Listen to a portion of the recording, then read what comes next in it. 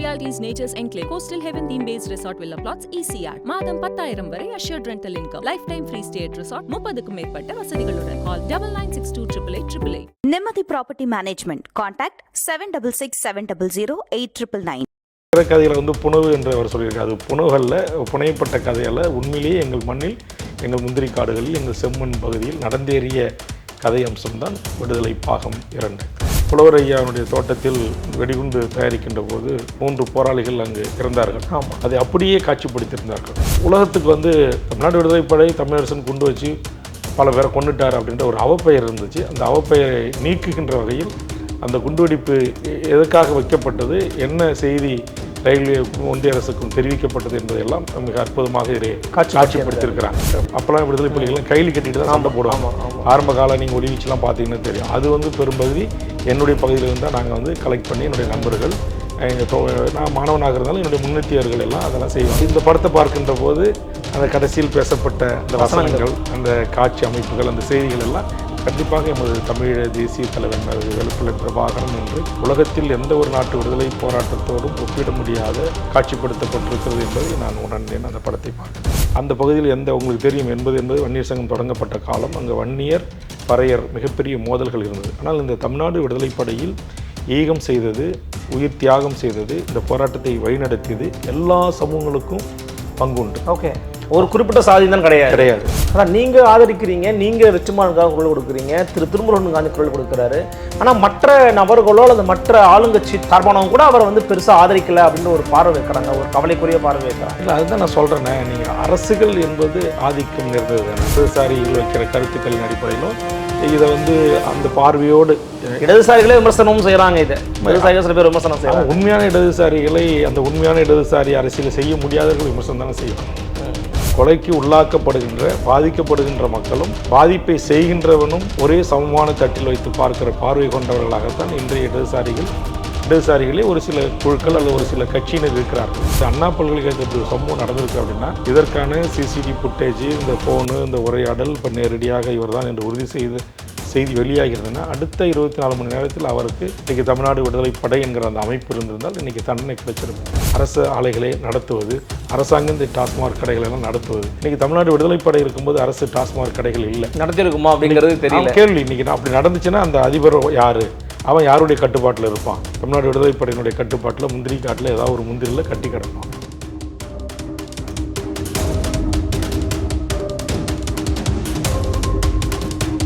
Fourth estate Tamil நேயர்களுக்கு அருள்மொழிவர்மனின் அன்பார்ந்த வணக்கங்கள். இது உங்கள் ஃபோர்த் எஸ்டேட் தமிழ் வழங்கும் பெரிதும் பெரிதுக நிகழ்ச்சி. இன்றைக்கு புத்தாண்டு தினத்தையொட்டி நம்மோடு இருந்திருக்கிறார் சிறப்பு விருந்தினராக தமிழக சட்டமன்ற உறுப்பினர் பண்ருட்டி தி. வேல்முருகன் அவர்கள், தமிழக வாழ்வுரிமை கட்சியின் தலைவர். வணக்கம். வணக்கம். இனிய ஆங்கில புத்தாண்டு வாழ்த்துக்கள்னா ஃபர்ஸ்ட் ஆஃப் ஆல். நன்றி. எனவே அந்த குறிப்பிட்ட இன்றைய சிறப்பான நாள் எங்களுக்கு நேரம் ஒதுக்கிறது ரொம்ப முதல் நன்றி தெரிவிச்சுக்கிறேன். தொடர்ந்து தமிழ் தேசிய களங்களில் இயங்கி கொண்டிருக்கக்கூடிய ஒரு முக்கியமான ஒரு ஆளுமை நீங்கள். இந்த 2024 வந்த ஒரு முக்கியமான ஒரு திரைப்படமாக பார்க்கப்படுறது விடுதலை பாகம் 2. அந்த விடுதலை நீங்கள் தொடர்ந்து களத்தில் இயங்கினாலுமே கூட இது போன்ற முக்கியமான தமிழர்களுடைய வரலாறுகளையோ அந்த விஷயங்களை குறித்தோ மண் சார்ந்த படங்களை குறித்து எப்பயுமே ஒரு கருத்தை சொல்லுவீங்க. விடுதலை 2 வெளியான பிறகு அதை பார்க்க நேரம் கிடைச்சதா? வெற்றிமாறன்ட்ட பேசுனீங்களா? எப்படி இருந்துச்சு திரைப்படம் உங்களுக்கு? தொடர்ந்து அலுவல் நிமித்தமாக பயணங்களில் இருந்த காரணத்தினால் என்னால் அந்த படம் வெளியாகிய உடனேயே பார்க்க முடியவில்லை.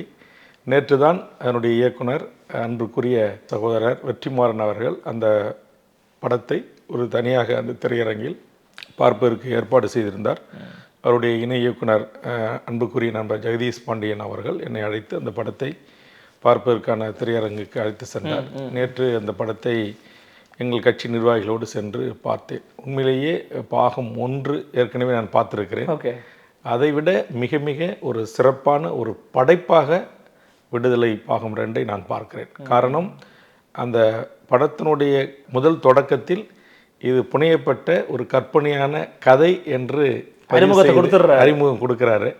ஆனால் அந்த படத்தில் 100% புலவர் ஐயா வாத்தியார் என்று அழைக்கப்பட்ட கலியபெருமாள் அவர்களுடைய அந்த கம்யூனிஸ்ட் இயக்கம் சார்ந்த அவர் ஏற்றுக்கொண்ட அந்த கருத்தியல், அந்த சித்தாந்தங்களை உள்ளடக்கிய அந்த கருத்தியலை நாட்டு மக்களுக்கு சொல்லுகின்ற ஒரு படமாகவும், அவருடைய மாணவனாக அல்லது அவருடைய சீடராக அல்லது அவருடைய சக தோழனாக அவருடைய கருத்துக்களை உள்வாங்கியவராக தோழர் தமிழரசன் அவர்கள் தலைமையேற்று நடத்திய தமிழ்நாடு விடுதலைப்படையின் வீரம் செறிந்த அந்த விடுதலை போராட்ட வரலாறுகளை உள்ளடக்கிய ஒரு கதை அம்சம் நிறைந்த ஒரு படமாக அந்த படம் மிக சிறப்பாக அற்புதமாக காட்சிப்படுத்தப்பட்டிருக்கிறது.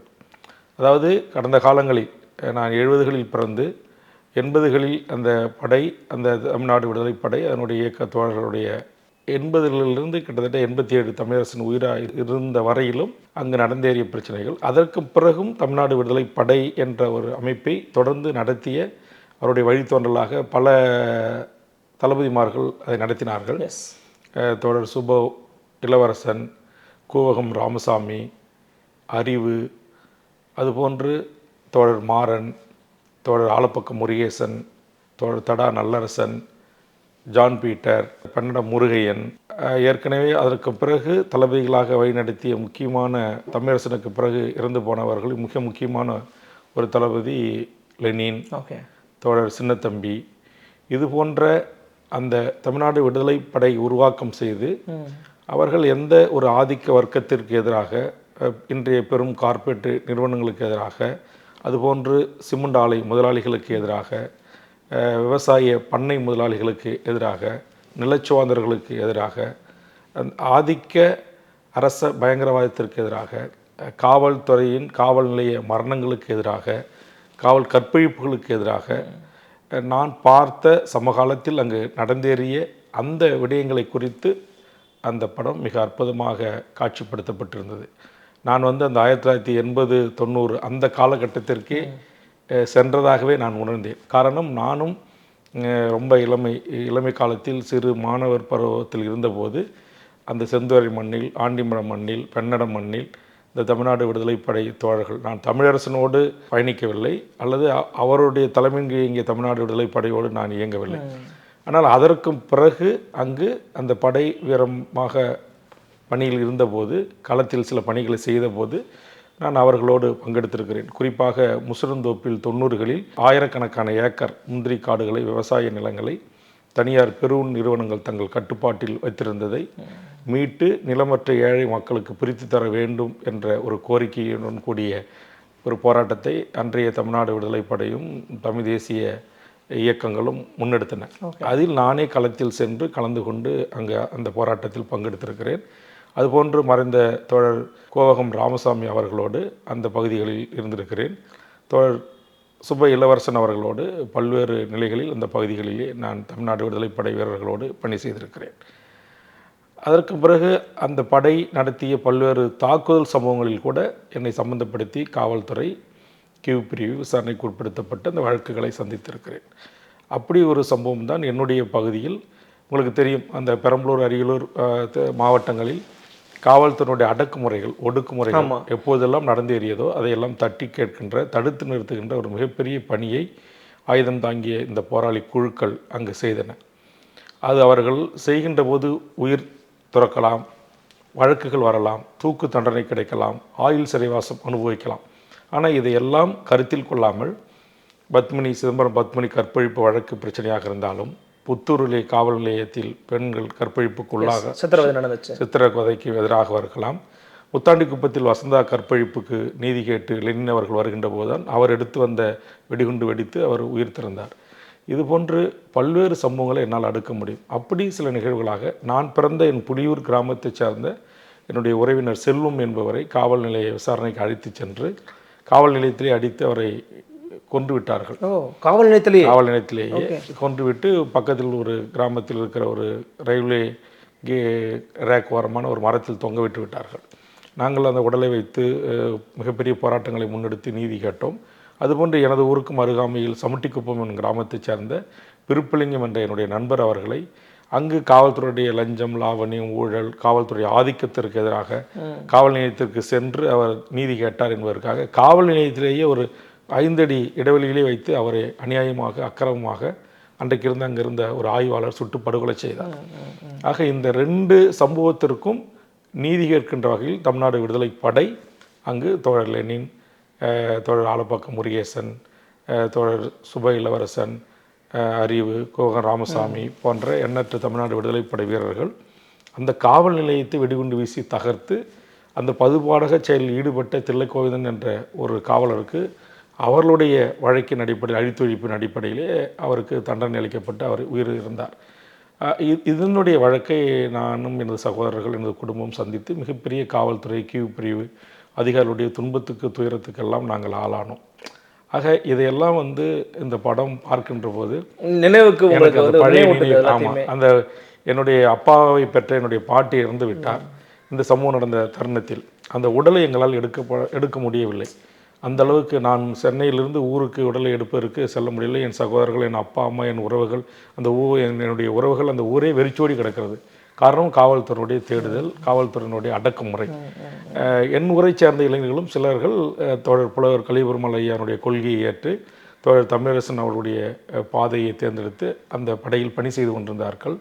ஆதரவு இயக்கங்களாகவும் மக்கள் இயக்கங்களாகவும் துண்டறிக்கைகளை விநியோகம் செய்து மக்கள் குழுக்களை தயார்படுத்துகின்ற அந்த போன்ற பணிகளிலும் ஈடுபட்டிருந்தார்கள். அதனால் இந்த புலியூர் என்றாலே இவர்கள் தமிழ்நாடு விடுதலைப்படையோடு தொடர்புகள் இருப்பவர்கள் என்கிற அடிப்படையில் பல்லாயிரக்கணக்கான காவலர்கள் குவிக்கப்பட்டு மிகப்பெரிய நெருக்கடிகளை நாங்கள் சந்தித்தோம்.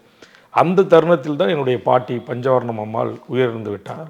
அப்போது அந்த உடலை கூட காவல்துறை எடுக்க விடாமல் ஆயிரக்கணக்கில் என் வீட்டை உள்ளே புகுந்து ஷூசாக்ஸ் கால்காடு தேடுதல் என்கிற பெயரில் உடல் எடுக்கும்போது எங்கள் அண்ணன் திருமாவளவன் அன்றைக்கு தேடப்படுகின்ற ஒரு நபராக இருந்தார். அவர் வருவாரா, இளவரசன் கூட இருந்த தோழர்கள் வருவாங்களா, லெனின் போன்றவர்கள் வருவாங்களா, ஆலப்பக்கம் முருகேசன், ஜான் பீட்டர், தடா நல்லரசன் போன்ற அன்றைக்கு அந்த படையில் யாரெல்லாம் தீவிரமாக பணியாற்றினார்களோ அவர்களெல்லாம் வருவார்களா என்கிற அடிப்படையிலும் அவர்களை எங்கு பாதுகாத்து நீங்கள் அடைக்கலம் கொடுத்து வைத்திருக்கிறீர்கள் என்கிற தேடுதல் வேட்டையிலும் இன்னொரு உறவினர் அறிவழகன் என்று பிற்காலத்தில் குறிஞ்சிப்பாடி ஒன்றியத்தினுடைய பெருந்தலைவராக இருந்தார்.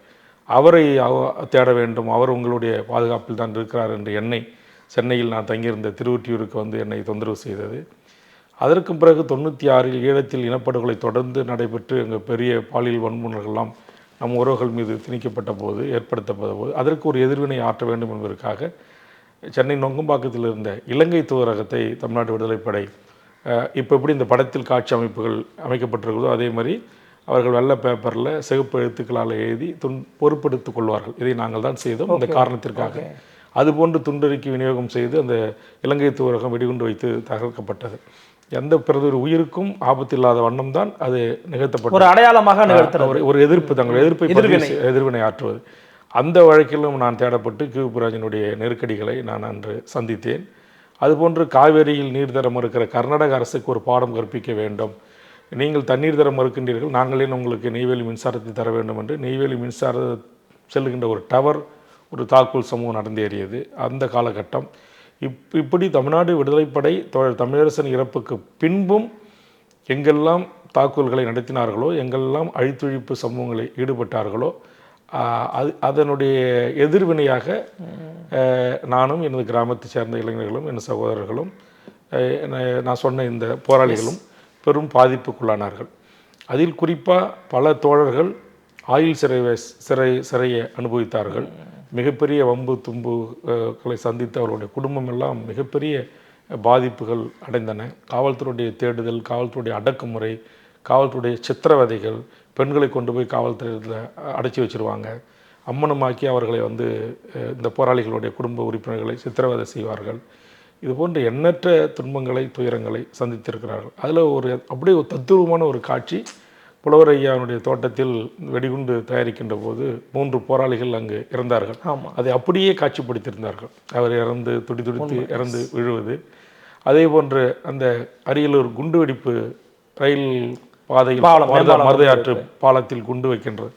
அதில் உலகத்துக்கு தமிழ்நாடு விடுதலைப்படை தமிழரசன் குண்டு வச்சு பல பேரை கொண்டுட்டார் அப்படின்ற ஒரு அவப்பெயர் இருந்துச்சு. அந்த அவப்பெயரை நீக்குகின்ற வகையில் அந்த குண்டுவெடிப்பு எதற்காக வைக்கப்பட்டது, என்ன செய்தி ரயில்வேக்கும் ஒன்றிய அரசுக்கும் தெரிவிக்கப்பட்டது என்பதையெல்லாம் மிக அற்புதமாக இதை காட்சிப்படுத்தியிருக்கிறாங்க. அதாவது அது ஒரு எதிர்ப்பை பதிவு பண்ணுவதற்கு வச்சுட்டு போய் ரயில்வே ஸ்டேஷன் மாஸ்டர்கிட்ட சொல்லிவிட்டு நாங்கள் வச்சுருக்கிறோம், நீங்கள் உடனே அந்த பக்கம் ரயில் வரக்கூடாதுன்னு சொன்னது. அப்புறம் அவர் அதை மேல் அதிகாரிகளுக்கு சொல்லும்போது அவங்க அலட்சியப்படுத்தினது. அதை திரும்ப இவங்க அதை இல்லை அவர் அலட்சியப்படுத்த பிறகு அந்த குண்டை அகற்ற முயற்சித்து அது முடியாமல் போனது. அது எல்லாமே கூட அப்படியே தத்துரூபமாக காட்சிப்படுத்தப்பட்டிருக்கிறது. அதனால் இந்த படத்தை பார்த்தபோது உங்களுடைய வாழ்க்கையில நிறைய நம்ம சம்பவம் ஞாபகத்துக்கு அதில் ஒரு 90% சம்பவங்கள் நான் பார்த்ததும் நான் கேட்டதும் நான் பழகி அந்த போராளிகளோடு அவர்கள் தத்தமது குடும்பத்தில் தத்தமது வாழ்க்கையில் அவங்க தாய் தந்தை உறவுகள் அண்ணன் தம்பிகள் பட்ட துன்பங்கள் துயரங்கள் காவல்துறை சித்திரவதைகள் இந்த காவல் நிலையத்தில் அம்மனமாக்கி ஒரு பெண்ணை உள்ளே உட்கார வச்சுருப்பாங்க அது புகைப்படம் எடுத்து வெளியே அந்த ஒரு செய்தி அதை குறித்து எப்படி வெளியாச்சுன்னு சொல்லி சித்திரவதைகள் இது எல்லாம் வந்து அந்த மண்ணில் நடந்தேறியதை மிக அற்புதமான ஒரு படைப்பாக நம்முடைய அருமை இயக்குனர் வெற்றிமாறன் அவர்கள் மிகப்பெரிய வரலாற்று ஒரு செய்தியை மறைக்கப்பட்ட உண்மை வரலாறுகளை இன்றைக்கு உலகத்துக்கு சொல்லியிருக்கிறார். ஆனால் அதில் வந்து திரைக்கதையில் வந்து புனவு என்று அவர் சொல்லியிருக்கார். அது புனவுகளில் புனையப்பட்ட கதையில் உண்மையிலேயே எங்கள் மண்ணில் எங்கள் முந்திரி காடுகளில் எங்கள் செம்மண் பகுதியில் நடந்தேறிய கதை அம்சம்தான் விடுதலை பாகம் 2. நிச்சயமா நீங்கள் உங்களுடைய முன்னத்தியராக தமிழரசனையும் வச்சுருக்கிறீங்க. அதே போல் முக்கியமாக இன்னும் இருவரை சொல்லலாம். ஒருவர் வந்து ஐயா வீரப்பன், அதே போல் இன்னொருவர் தேசிய தலைவர் பிரபாகரன். ஏன்னா உங்களுடைய இல்லத்துக்கு பேர் திலீபன்ல தான் வச்சுருக்கிறீங்க. ஏன்னா இவங்க ரெண்டு பேரும் நினைவூட்டக்கூடிய வகையில் சில காட்சிகள் இடம்பெற்றிருந்தது. விஜய் சேதுபதி இறுதியில் மரணிக்கும் தருவாய், அந்த நேரத்தில் பேசப்பட்ட வசனங்கள், நம்ம தலைவர் வந்து இந்த மாதிரி இருக்க செத்து போயிட்டாருன்னே சொல்ல வேண்டாம், இவங்களுடைய உறவினர்னு சொல்லட்டும், அந்த மாதிரி சில காட்சிகள் இதெல்லாம் வந்து ஏதோ ஒரு வகையில் பிரபாகரன் அவர்களையும் வீரப்பன் போன்ற நபர்களையும் நினைவூட்டுவதாக அமைஞ்சதுன்னு நிறைய பேர் சொன்னாங்க. உங்களுக்கு அப்படியான உணர்வுகள் வந்துச்சா? ஆமாம், அதில் அந்த நீங்கள் சொன்ன அந்த அமைப்பு வந்து அப்படி தானே அமைக்கப்பட்டிருக்கிறது. அதாவது என்ன தான் சொல்கிறேன், அந்த 80களில் தான் நான் வந்து அங்கே வந்து புலிகள் வந்து என்னுடைய பகுதியில் என்னுடைய ஊரை சார்ந்த இடங்களில் தான் பல பேர் நூற்றுக்கணக்கானவர்கள் வந்து தங்கி இங்கு இந்தியாவில் தமிழ்நாட்டில் பயிற்சி அளிக்கப்பட்ட போது பல அங்கே இருக்கிற டெலோ, இபிஆர்எல்எஃப், விடுதலை புலிகள் போன்ற அமைப்பினுடைய தோழர்கள் அங்கே தங்கியிருந்தாங்க. நான் வந்து என்னுடைய துவக்கப்பள்ளியை நான் முடித்துவிட்டு 70களில் பிறந்து 75 வரையிலும் ஒரு 5 ஆண்டு காலம் துவக்கப்பள்ளி அங்கே 1வது 2வது எல்கே ஃப்ரீகே நான் குள்ளஞ்சாவடி என்கிற அரசு உயர்நிலை பள்ளிக்கு வரேன். ஓகே, என்னுடைய 10 வயது காலத்தில். அப்போ தான் இந்த தோழர்கள் எல்லாம் அந்த 80லேருந்து 86, 87, 85 அந்த காலகட்டங்களில் பயிற்சிக்காக இங்கே வந்திருந்தாங்க. அப்போ நான் அந்த புலிகளோடு தான் தங்கியிருந்தேன், இந்த போராளிகளோட குழுக்களோடு. அவர்களோடு தங்கி அவர்களுடைய பழக்க வழக்கங்கள், அவர் அங்கே எதற்காக ஆயுதம் ஏந்தி போராடுறாங்க, எதற்காக பிரபாகரன் இந்த இயக்கத்தை கட்டமைச்சார், மற்ற தலைவர்கள் ஈராசல் பாலகுமாரன் தோழர்லேருந்து அங்கே இருக்கிற பல்வேறு டெலோ இயக்கங்கள்லேருந்து பல இயக்கங்கள்லாம் எதுக்கு அங்கே ஆயுத போராட்டம் முன்னெடுக்கிறாங்க, எதுக்கு இந்திய அரசு அவங்களுக்கு பயிற்சி கொடுக்குது அப்படின்னு அந்த மாணவர் பருவத்திலிருந்து இளமை பருவத்திலிருந்து அவர்களோட உண்டு உறவாடி உறங்கி அந்த வரலாற்றை முழுவதுமாக தெரிந்து கொண்டேன்.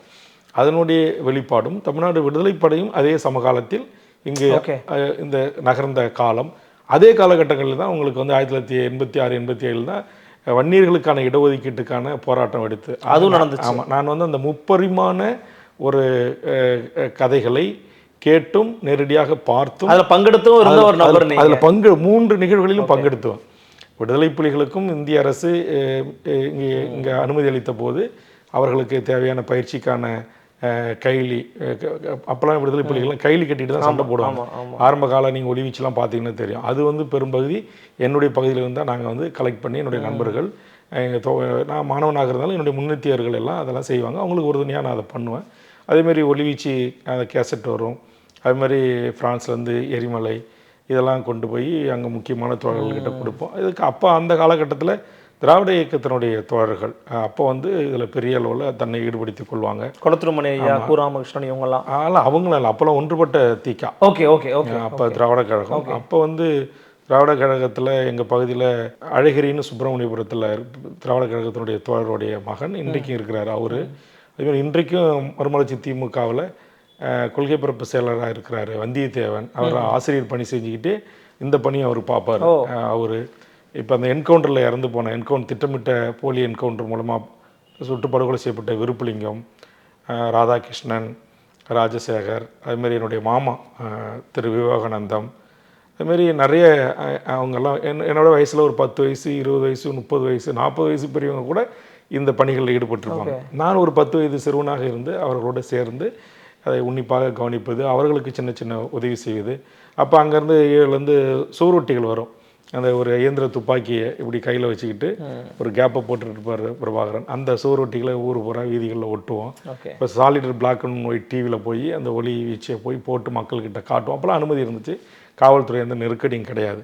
அப்போ அந்த காலகட்டங்களில் அவர்களுடைய அந்த வாழ்க்கை வரலாறு, இந்த தியாகம், அந்த அர்ப்பணிப்பு, அந்த தலைமை பண்புகள், அந்த பொய் பேசாமை, நேர்மையாக ஏற்றுக்கொண்ட இயக்கத்துக்கும் லட்சியத்திற்காக உயிரை தியாகம் செய்யக்கூடியவர்கள், அந்த சைனிட்டு கட்டிகிட்டு இருப்பாங்க. இதையெல்லாம் பார்த்து அந்த அவர்களோட எனக்கு மிக நெருக்கம் ஏற்பட்டது. அப்போ இந்த படத்தை பார்க்கின்ற போது அந்த கடைசியில் பேசப்பட்ட அந்த வசனங்கள், அந்த காட்சி அமைப்புகள், அந்த செய்திகள் எல்லாம் கண்டிப்பாக எமது தமிழீழ தேசிய தலைவன் மேதகு வேலுப்பிள்ளை பிரபாகரன் என்று உலகத்தில் எந்த ஒரு நாட்டு விடுதலை போராட்டத்தோடும் ஒப்பிட முடியாத ஒரு ஒப்பாறு மிக்க ஒரு மாபெரும் தலைவனுடைய இந்த விடுதலை வீரம் சேர்ந்த விடுதலை போராட்ட வரலாறும் என்னை இந்த படத்தின் ஊடாக காட்சிப்படுத்தப்பட்டிருக்கிறது என்பதை நான் உணர்ந்தேன் அந்த படத்தை பார்க்கின்ற போது. நிச்சயமாக இது எல்லாத்தையுமே பார்த்த உங்களுக்கு நீங்களும் நிறைய விஷயங்கள் அதை பற்றி பேசுகிறீங்க. உங்களுக்கு ஏற்கனவே அதுக்குடைய வரலாறு உங்களுக்கு தெரியும். ஆனாலும் இன்றைக்கி இருக்க வலதுசாரிகள் அப்புறம் இந்துத்துவ சக்திகள் என்ன சொல்கிறாங்கன்னா, இது நக்சல்பாரிகளை வந்து ஊக்குவிக்கிறாங்க, இவங்களெல்லாம் ஊப்பால் போய் கைது பண்ணணும், இதெல்லாம் வந்து அனுமதிக்கக்கூடாது தமிழ்நாட்டில் அப்படின்னு பேசுகிறாங்க. இன்னொரு பக்கம் முதலமைச்சர் அந்த திரைப்படத்தை பார்த்துட்டு எதுவும் பேசலை. முதலமைச்சர் திரைப்படத்தை பார்த்தாருன்னு தெரியாது. ஆனால் அமரன் போன திரைப்படங்கள்லாம் அவர் வந்து பார்க்குறாரு. ஆனால் இவங்க உச்ச நட்சத்திரங்களோ அல்லது திமுக சார்ந்த நபர்களோ அதை பற்றி பேசலை, வலதுசாரிகள் பேசுகிறாங்க. அப்போ இதை எப்படி புரிஞ்சுக்கிறது? தமிழ்நாட்டில் மட்டும் ஏன் இந்த மாதிரியான ஒரு புறக்கணிப்பு நடக்குதுன்னு நினைக்கிறீங்களா? ஆமாம், உண்மையான வரலாற்றையும் உண்மையான தியாகத்தையும் உண்மையான அர்ப்பணிப்பையும் உண்மையான விடுதலைக்கான போராட்டத்தையும் உலக வல்லாதிக்க நாடுகளும் சரி, அரசுகளும் சரி, வலதுசாரிகளும் சரி, உலகளாவில் எங்கேயுமே ஏற்றுக்கொண்டதில்லை. ஓகே, இதுதான் வரலாறு. ஆக அங்கே புலவர் கலியபெருமாள் என்கிற ஒரு மகத்தான உண்மையான கம்யூனிஸ்ட்வாதி, உண்மையான இடதுசாரி தலைவர், அந்த இடதுசாரி தலைவனுடைய அரசியல் மாணவனாக இருந்து ஒரு கிராஜுவேட் ஒரு பட்டம் படித்த ஒரு தகுதி வாய்ந்த ஒரு நேர்மையும் அற சிந்தனையும் ஒழுக்கமும் சாதி மத வேறுபாடுகள் இல்லாமல் தன் சகாக்களை ஒன்றிணைத்து அந்த பகுதியில் உங்களுக்கு தெரியும் என்பது வன்னியர் சங்கம் தொடங்கப்பட்ட காலம். அங்கே வன்னியர் பறையர் மிகப்பெரிய மோதல்கள் இருந்தது. ஆனால் இந்த தமிழ்நாடு விடுதலைப்படையில் ஈகம் செய்தது, உயிர் தியாகம் செய்தது, இந்த போராட்டத்தை வழிநடத்தியது எல்லா சமூகங்களுக்கும் பங்குண்டு. ஓகே, ஒரு குறிப்பிட்ட சாதி தான் கிடையாது. ஆனால் புலவரை வன்னியர் என்று நீங்கள் பார்வையில் பார்க்கலாம், தமிழரசனை வன்னியர் என்ற பார்வையில் பார்க்கலாம். ஆனால் அந்த படையில் பணியாற்றி ஆயுள் சிறை வரையிலும் தூக்கு தண்டனை வரையிலும் சென்றவர்கள் தமிழ் சமூகத்தை சார்ந்தவர்கள் தான்.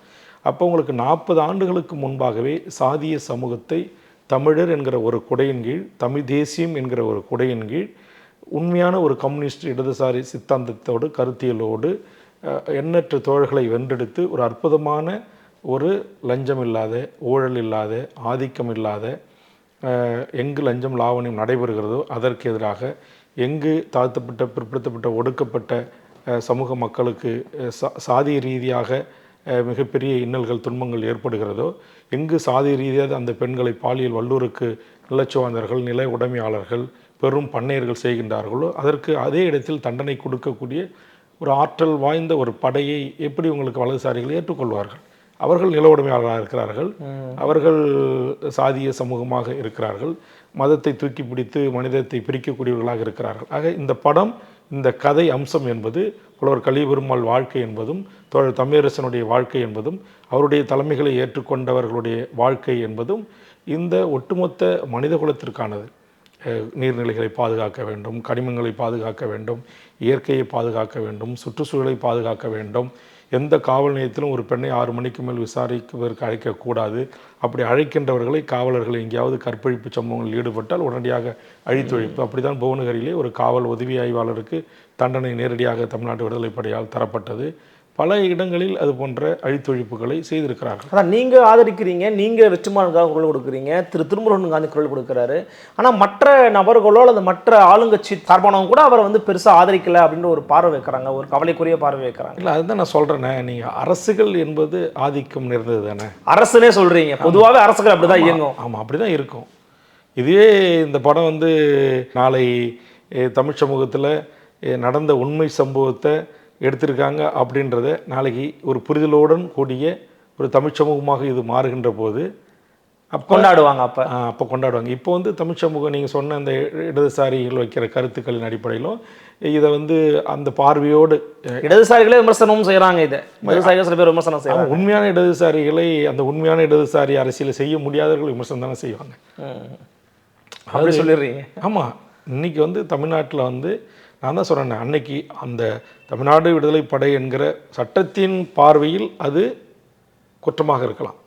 ஆனால் சமூகத்தின் பார்வை, அங்கிருந்த கலச்சூழலில், அங்கே வந்து ஒரு பெண் வந்து ஒரு எல்லா சமூகங்களிலுமே வர்க்கத்தின் அடிப்படையில், வர்க்க அடிப்படையில் ஒரு ஏழ்மை நிலையில் இருந்தாலோ, அவர்கள் கூலியாக இருந்தாலோ, நிலமற்ற கூலிகளாக இருந்தாலோ, அவர்கள் ஒரு பெண் பூப்படைந்தாலே அது அந்த ஊரில் இருக்கிற எந்த சாதி பணக்காரர்களோ அல்லது ஜமீன்தாரர்களோ அல்லது பெருநிலக்கிழார்களோ நிலை உடைமையாளர்களோ அந்த பெண்ணை அனுபவித்து கொள்ளலாம் என்கிற ஒரு எழுதப்படாத சட்டம் இருந்தது அந்த காலகட்டங்களில். அதை வந்து அவங்க போய் அதை எதிர்த்து, இது வந்து நாடு முழுக்க இருந்துச்சு. இதை வந்து எதிர்த்து தட்டி கேட்டு அதற்குரிய தண்டனை கொடுக்கிற ஒரு இயக்கமாக தமிழ்நாடு விடுதலைப்படை பணியாற்றியதை எப்படி இன்றைக்கும் சாதிய சமூகங்கள் ஏற்றுக்கொள்ளும். ரொம்ப வன்முறை காட்சிகள் காமிக்கிறாங்க. அது மட்டும் இல்லாமல் தேசிய இன விடுதலை அப்படிங்கிறதுல வந்து கம்யூனிஸ்டுகளுக்கு இன்றைக்குமே வேற ஒரு பார்வை இருக்குது. தமிழ் தேசியம் பேசுகிற நீங்கள் தேசிய இன விடுதலை பற்றி பறைசாற்றுவீங்க. அவங்க இன்றைக்கி கூட எனக்கு தெரிஞ்சு நல்லக்கண்ணு போன்ற தாப்பா ஐயா போன்றவங்களை தாண்டி பெரும்பாலும் தமிழ் விடுதலை யாரும் ஏற்கிறதோ திரு பிரபாகரன் ஏற்கிறதோ கிடையாது. இல்லை, அதனால தான் நான் நேற்று கூட அந்த விழாவில் குறிப்பிட்டேன். ஐயா நல்லக்கண்ணு அவர்களை இன்றைக்கு புரிதல் உள்ள இடதுசாரி தம்பிமார்கள் அல்லது தமிழ் தேசிய தம்பிமார்கள் ஏற்றுக்கொண்டு வரவேற்கிறார்கள். நீங்கள் சொன்ன அந்த இடதுசாரிகளை தமிழ் மக்களும் தமிழ் தேசிய அரசியல் கட்சிகளும் அமைப்புகளும் அங்கீகரிக்கவில்லை. அதுவே உதாரணம். ஒன்றுபட்ட இலங்கைக்குள் ஒரு அரசியல் தீர்வு, கொலைக்கு உள்ளாக்கப்படுகின்ற பாதிக்கப்படுகின்ற மக்களும் பாதிப்பை செய்கின்றவனும் ஒரே சமமான தட்டில் வைத்து பார்க்கிற பார்வை கொண்டவர்களாகத்தான் இன்றைய இடதுசாரிகளே ஒரு சில குழுக்கள் அல்லது ஒரு சில கட்சியினர் இருக்கிறார்கள். ஆக அந்த புரிதல், அந்த தெளிவு தமிழ் சமூகத்திடத்தில் விரைவில் ஏற்படும். இது போன்ற இன்னும் பல படங்கள் வர வேண்டும். அதுபோன்று திரு வீரப்பன் அவர்கள் இந்த சந்தன காடுகளில் எந்த மக்களுக்காக அந்த ஆயுதத்தை ஏந்தினார், அவர் ஒரு வனக்கொள்ளையன், அவர் ஒரு சந்தன கடத்தல் மன்னன் என்கிற அந்த பெயர் கடத்தல்காரர், ஒரு சமூக விரோதி என்றுதான் பார்க்கப்படுகிறது. அதுவல்ல உண்மை.